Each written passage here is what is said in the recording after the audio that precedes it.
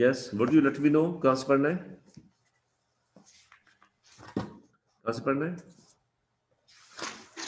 255 Sir, line number line 255. 255. Yes, sir. For though a widow, Yes, sir. for though a widow had not a shoe, so pleasant was his principio, yet would he have a furthering ere he went. For although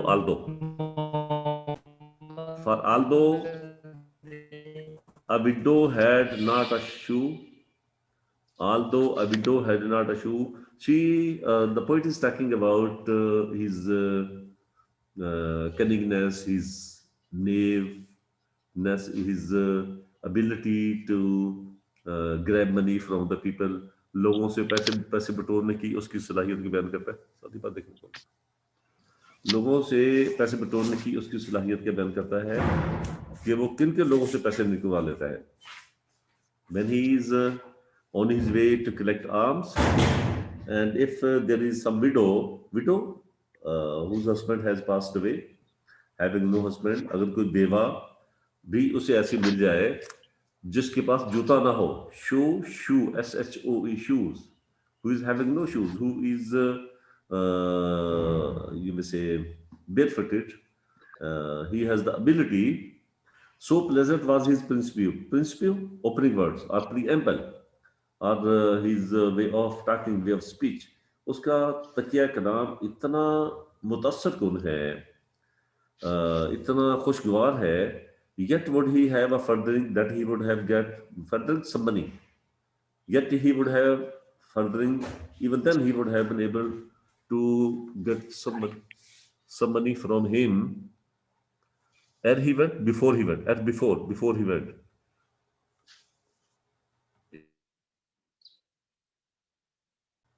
Hello, Assalamu alaikum. There had been a slight pause. Now let's start again. Yes, sir. Yet he would have a furthering ere he went, before he went. Yet he would have a furthering, yet he would have gotten some money before leaving the place. वो जब पैसे लेने के लिए, पैसे इकट्ठे करने के लिए, आर्म्स इकट्ठी करने के लिए जाता है लोगों के पास, तो चाहे उसका सामना किसी ऐसी खातून से हो जाए जो विडो हो, जो बेवा हो, तो उसका भी वो पीछा नहीं छोड़ता जब तक कुछ पैसे ले ना ले। He is such a committed person, such a cunning and knave person. तो ये उसका एटीट्यूड है जो बयान किया गया है। Further we are told his purchase was well better than his rent. His purchase will be spending. His spending was well better, was much greater than his official salary, than his income. ਭੁੱਖ ਮਿਟ ਜਾਣੀ ਹੈ। ਨਹੀਂ ਮਿਟਦੀ, ਚਾਵਲ ਤੇ 2 ਵਜੇ ਬੰਨੇ ਤੇ ਚਾਵਲਾਂ ਦੀ ਭੁੱਖ ਮਿਟ ਜਾਣੀ ਤੇਰੀ। ओए चावल कौन खा रहा है? उल्लू के पट्टे। आप क्लास ले रही है, चावल खा रही है? इसको अनम्यूट करो तो मैं इनको ठीक करूं। सबकी आवाज म्यूट कर दे सर जी, म्यूट कर दे सबको। तो प्लीज आप सुनते क्या? आप चावल पकाती रहती हो, लेक्चर लेने आती हो। Purchase was well better than his rent. अब मुझे किसी की आवाज नहीं है, मैं ये सब अनम्यूट है, जो बोले कि मैं इसको देख लेता हूँ। अनम्यूट रहने दो उनको। His purchase was well better than his rent. His spending was much greater than his income. जितना वो कमाता है, जितनी उसकी सैलरी है, ऑफिशियल सैलरी, उससे ज्यादा उसका खर्चा है। It shows that he is not a fair person. He is a corrupt person. His lifestyle is doubtful, and that is not living according to norms of Christianity. वो सही मजहबी आदमी नहीं है। अपने करप्शन का पैसा उसके पास है, पैसे में खुद बहुत करता है। क्योंकि जब खर्चा ज्यादा है, आमदनी कम है, तो वो डेफिनेटली किसी अंडरहैंड सोर्स से ही पूरा कर रहा होगा। and rage he could, as if were right a whelp. Rage he could behave wanton, जैसे कुत्ता आवारागर्दी करता है और खेलता कूदता रहता है. He has nothing to do in his life. Playfulness और वांटननेस उसकी लाइफ में होती है, यानी सारा दिन बदमस्ती करना, घूमते फिरते रहना, आवारा खेलते रहना, इसे रिच कहते हैं. He could behave wantonly, he could spend time playfully all the day as if it were whelp, as if he had been a whelp mean puppy, जैसा वो डॉग का बच्चा हो, इस तरह से वो. Here's the point. Here we find that the poet is very harsh to him. जैसे you know the attitude and behavior of a dog with its master. जब वो मालिक के पास जाता है तो कैसा वो उसका रवैया होता है. In the same way, he is having this sort of attitude with the people because he knows he will get money from them. क्योंकि उसे पता है कि उनसे पैसे मिलेंगे, जैसे डॉग को पता होता है कि मालिक से खाने को कुछ मिलेगा. तो ये उसके जैसा है. In love days there could he much help. In love days in the days of arbitration, you know, even in our judicial system, in our you may say municipal level, we find there is an arbitration council as well. एक मसालती council होती है. ऐसे ही Christians का भी है ये मसालती council, उनके यहाँ भी होती है. और सर्टेन डेज होते हैं जब कोई डिस्प्यूट होता है, उसके बाद सर्टेन डेज होते हैं, या ओवरऑल ऐसा कोई डेज मनाए जाते हैं. तो वहाँ पर लोगों के दरमियान जो मसले मसाइल, जो इश्यूज होते हैं तलाक के हवाले से, प्रॉपर्टी के हवाले से, या कुछ और ऐसे होते हैं, तो उनको सेटल करने के लिए कमेटियां होती हैं या लोग रोल प्ले करते हैं. तो उन लव डेज में, उन आर्बिट्रेशन के डेज में there could he be much help, he could render a lot of help. वो बड़ा मददगार साबित हो सकता है, क्योंकि आप ये जानते हैं, he knows all the people, he knows each and everybody, he is having his relations with all sorts of people. तो जब वहाँ पर ऐसे मामले होते हैं तो वो सबको समझा बुझा के, मिलत समाजत करके, he brings them to the required point, उनकी मिसालत करवा देता है और वो मददगार साबित होता है ऐसे मौकों पर. For there he was like a cloister, and on such an occasion he is not like a friar but like a cloister. Cloister clergy. He seems to be like a clergy. He seems to be like a priest. ऐसे मौके पर वो fryer की तरह दिखाई नहीं देता, बल्कि प्रीस्ट की तरह दिखाई देता है.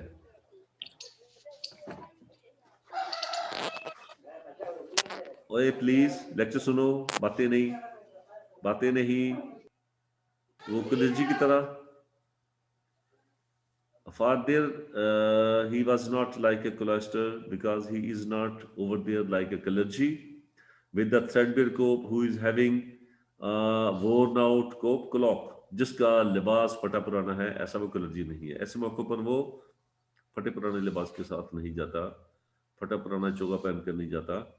As if he is a poor scholar, that he may seem to be poor, PWR, poor scholar, SCHOLER, scholar, आलम.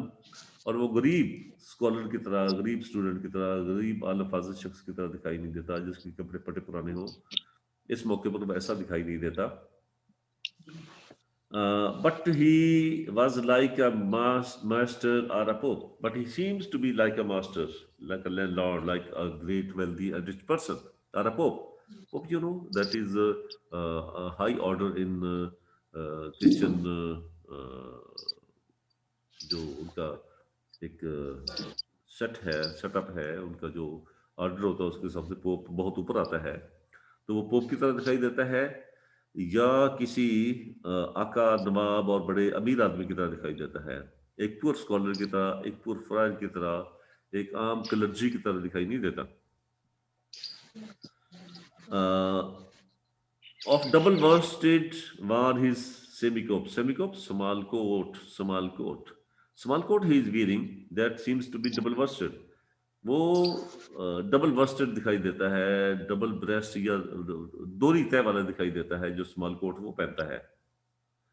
जो स्मॉल कोट उसने पहना होता है वो डबल वर्स्टेड है या डबल ब्रेस्ट जिसे आप कहते हैं वो वाला है। That rounded as a bell out of the press, and that is when it is out of the press, it seems to be like a bell, bell की तरह या बॉल की तरह दिखाई देता है, गेंद की तरह दिखाई देता है जब प्रेस नहीं किया होता। In those days the quality of the cloth was not so high. अभी आपको पता है जो देहातों शहरों में बेचारे गरीब लोग कपड़े पहनते हैं तो वो जैसे प्लास्टिक के होते हैं और जब प्रेस नहीं किया होता तो कपड़ा वो आगे इकट्ठा हो जाता है। तो चूंकि उन दिनों में कपड़ा तो जो अलग क्वालिटी का बहुत शायद बहुत बहुत महंगा होगा, जो कॉमन मैन है वो इतने महंगे कपड़े तो अफोर्ड नहीं करता था। तो इसका जो सेमी कोट है या स्मॉल कोट है वो प्रेस जब नहीं किया होता तो एक बॉल की तरह आगे इकट्ठा हो जाता है। Somewhat he lisped for his wantonness. He is hard of speaking. जब कोई ततला है या बोलते हुए वो लुढ़कता है या उसकी जुबान हचकोले खाती है, while for his wantonness, because of his wantonness, क्योंकि वो आवारा घूमने फिरने का आदी है, सारा दिन घूमता फिरता रहता है, आवारा है और he is spending a purposeless life, aimless life वो गुजार रहा है, सारा दिन आवारा करता है, घूमता फिरता रहता है और फ्रायर है तो वो थोड़ा हकलाता है, आवाज में लुकनत है उसकी। वो पोइट्री कहता है कि उसकी वॉन्टेडनेस की वजह से है, उसकी आवारा घूमने फिरने की वजह से है। To make his English sweet upon his tongue, to make English felt very sweet on his tongue, ताकि अंग्रेजी उसकी जुबान से बहुत अच्छी लगे, इफेक्टिव लगे, इसलिए and is harping when that he had sung, that when he is singing, when he is playing song, he plays on his harp. harp एक म्यूजिकल इंस्ट्रूमेंट है, वो बजाता है जब वो गीत गाता है। अंग्रेजी बोलने के लिए, उसको मुअस्सर बनाने के लिए, इफेक्टिव बनाने के लिए, अट्रैक्टिव बनाने के लिए वो रुक रुक के बोलता है, रुक रुक के बोलता है, और जब गीत गाता है तो वो हार्प बजाता है। हार्प एक म्यूजिकल इंस्ट्रूमेंट है, वो इस्तेमाल करता है, उसको बजाता है और गीत गाता है। तो इसके अलावा his eye twinkled in his head aright completely. His eyes kept on twinkling in his head all right.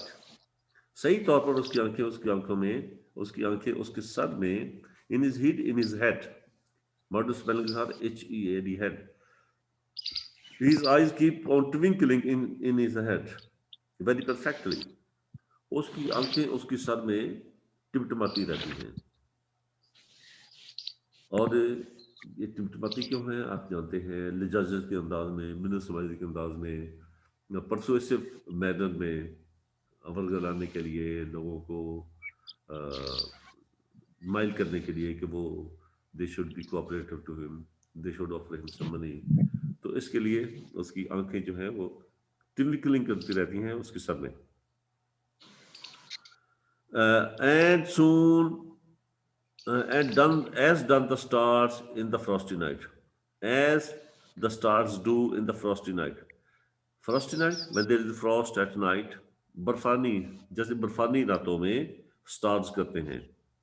Stars आप जानते हैं जब इवनिंग डेज में जब धुंध होती है, जब बादल होते हैं, तो स्टार एक लम्हे के लिए दिखाई देते हैं फिर गायब हो जाते हैं। तो ऐसे ही उसकी आंखें ट्विंकल करती दिखाई देती हैं। That's a very beautiful reference he has given, beautiful simile he has used in these lines कि फ्रॉस्टी नाइट में स्टार्स की तरह उसकी आंखें उसके सर में चमकती रहती हैं, ट्विंकल करती रहती हैं। This worthy Limitor was called this worthy, this honorable limitor, having a license in limited area, जिसको एक इलाका अलॉट किया गया है, लाइसेंस याफ्ता बेगर है, फराइल है और ऑनरेबल है, was called Hubert. इस ऑनरेबल भिखारी को ह्यूबर्ट कहा जाता था, इसका नाम ह्यूबर्ट है। और ये ह्यूबर्ट इसका नाम है। बाकी इसकी क्वालिटीज आपको बयान की गई हैं, किस तरह से वो पैसे निकलवाता है, क्या वो उसका लाइफस्टाइल कैसा है, कैसे वो वांटरनेस का शौकीन है, कैसे वो लोगों से पैसे निकलवाता है, कैसे वो डॉग की तरह बिहेव करता है, और his life revolves around money, पैसे की गिर्द ही उसकी सारी एक्टिविटीज हैं। ये फ्रांस के बारे में बताया गया है। और फर्दर जो उसकी जो स्टोरी उसने बयान की अपने, ये तो डिस्क्रिप्शन है उनके पर्सनालिटी का, and all of them told their own stories. तो जो इसने कहानी बयान की है वो एक समनर की थी। समनर जो है एक कैरेक्टर भी है, आपकी बुक में शामिल है, द समनर वो जो समन लोगों को देते हैं, you know there had been a perfect and complete system attached with the court. अदालतों का निज़ाम पूरा जो चर्च के पास था, पुलिस का निज़ाम चर्च के पास था। जैसे आप देखते हैं अदालतों की तरफ से बेलफ जाते हैं, समनर जाते हैं लोगों को बुलाने के लिए, अदालत में पेश होने के लिए समनर जाते हैं, बेलफ जिसे आप कहते हैं वो वाला। तो ये उन दिनों में कोर्ट के साथ भी ये लोग वाबस्ता होते थे, और कोर्ट में बुलावे के लिए वो समनर इस्तेमाल होते थे। ये एक बेलफ था अदालत का, आप ये समझे। तो समनर जो है एक कैरेक्टर भी है, और ऐसे ही समनर की कहानी फरायर जो है वो अपनी कंपनी में सुनाता है। Say that the friar was on his way to meet a particular person to get money from him. कि और इन सब लोगों की का मुद्दा मकसद पैसा ही होता था, क्योंकि जैसे मैंने आपको बताया 100 डेज वार थी, लॉ एंड ऑर्डर का प्रॉब्लम था, माशरा इनडिसिप्लिन का शिकार था। तो जो लोग पैसे बना सकते थे वो बना रहे थे। तो समनर भी पैसे बना सकता है, तो पैसे बना रहा था। तो ये पैसे कमाने के चक्कर में ही अपने किसी क्लाइंट से मिलने के लिए जा रहा था। On the way he came across a devil who was in the shape of a human. रास्ते में उसकी मुलाकात एक डेविल से हुई, शैतान से, शैतान को कहते हैं, डेविल से हुई, जो ह्यूमन के भेष में था। ठीक है। तो जब ये इन दोनों का आपस में आमना सामना हुआ, तो the Sumner asked him who he was. Sumner ने पूछा कि आप कौन हो? तो उसने कहा कि मैं बेलफ हूँ। तो उसने डेविल ने पूछा समनर से कि हु यू आर? तो इसने भी बताया कि मैं भी बेलफ हूँ। तो at it the devil started telling him the ways he used to grab money from the people. तो इस पर जो डेविल है उसने वो तरीके बताने शुरू कर दिए कि वो अपने क्लाइंट से कैसे पैसे बटोरता है, कैसे पैसे हासिल करता है। ठीक। तो now both of them were on their way. तो जो समनर है वो एक खातून विडो के पास गया, एक खातून के पास गया और उसे कहा कि when your husband was alive you had been unfaithful to her. जब आपका खामद जिंदा था तो आपने उससे बेवफाई की, और उस बेवफाई के बदले में when you met me you promised to pay me 12 ounce। आपने मुझे रकम अदा करने का कहा था। तो no pay the money to me at once and further would give me a frying pan as well. मुझे फ्राइंग पैन भी दो, और वो 12 ounce या क्या वो पाउंड जो आपने मुझे से वादा किया था वो भी मुझे दो। तो ये दो चीजें उससे मांगता है। तो जो डेविल है वो उसके साथ है।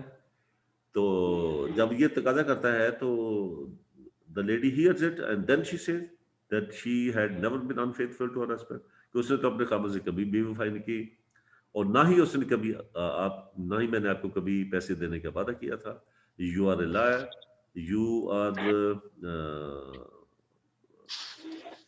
Making lame excuse to get money. आप मेरे पट्टों पर लगा रहे हो और बहाने बना रहे हो मुझसे पैसे बटोरने के लिए, तो खुदा तुम पर लानत करे और तुम्हें शैतान अपने साथ ले जाए और दोज़ख में फेंके। And we know as the devil was with him, तो उसकी दुआ फौरन कबूल हुई, and devil took him and threw him into hell.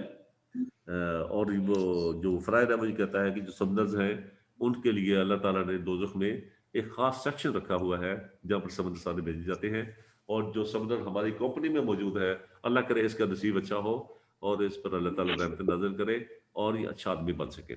ये उस फराज की कहानी है जो उसने अपने दोस्तों को सुनाई।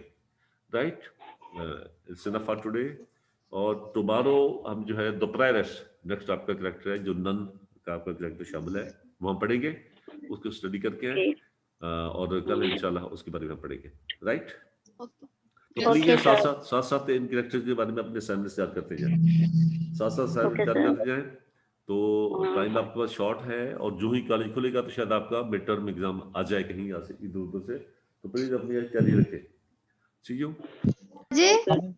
हेलो हाँ जी, Shah ji, roll number 16 present. Roll number 16